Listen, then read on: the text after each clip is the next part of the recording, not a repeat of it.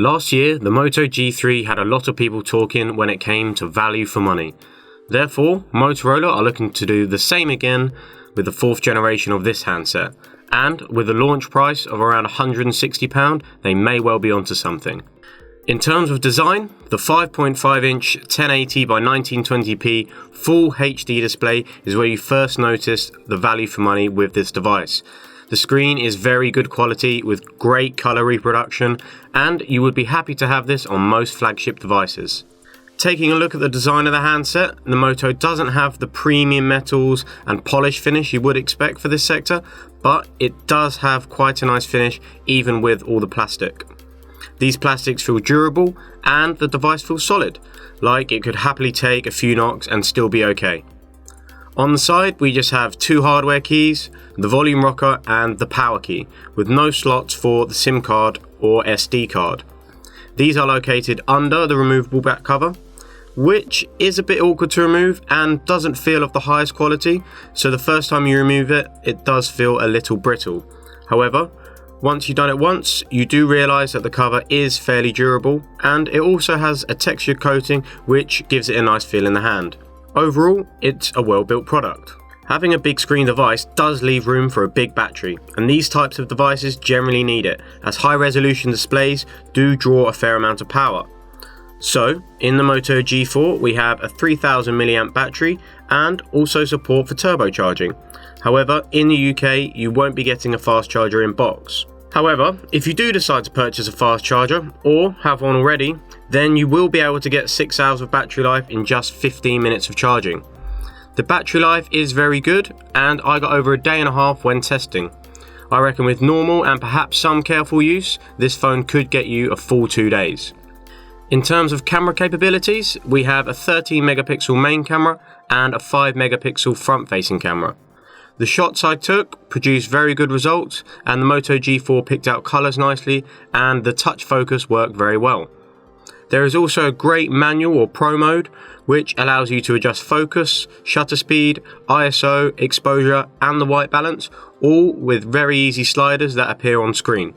So if you're looking for more control over your shots, then this phone has the capabilities to allow you to do that. There is also some other modes that you can try out, such as panorama and burst shot, which are great features and gives you some more options when taking pictures.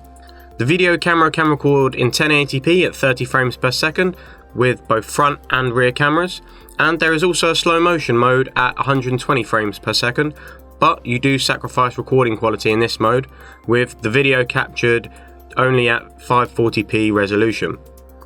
The sound captured in the video was fairly good as well, although at times it did sound slightly distant. Overall though, it's a very good camera, and even better is that you are getting it in a phone which is around £160, so there's absolutely no complaints to be had here. I think you would do very well to beat this camera performance in this sector. In terms of software, the handset runs the latest version of Android, which is 6.0.1 Marshmallow. You get 16 gig of internal memory, and you'll have 10.82 gig of usable memory out of the box, which is pretty good for a mid-range handset. If you tend to download lots of apps or store music and pictures, you may want an SD card, and this device can support up to 128 gigs. And with Marshmallow, you can now format this as internal storage, which is a really great feature. You will get a very close to stock Android experience with just some small Moto Ui tweaks. One of these is the Moto App, which is a very basic application, but it allows you to set up motion such as twist the device twice to launch the camera.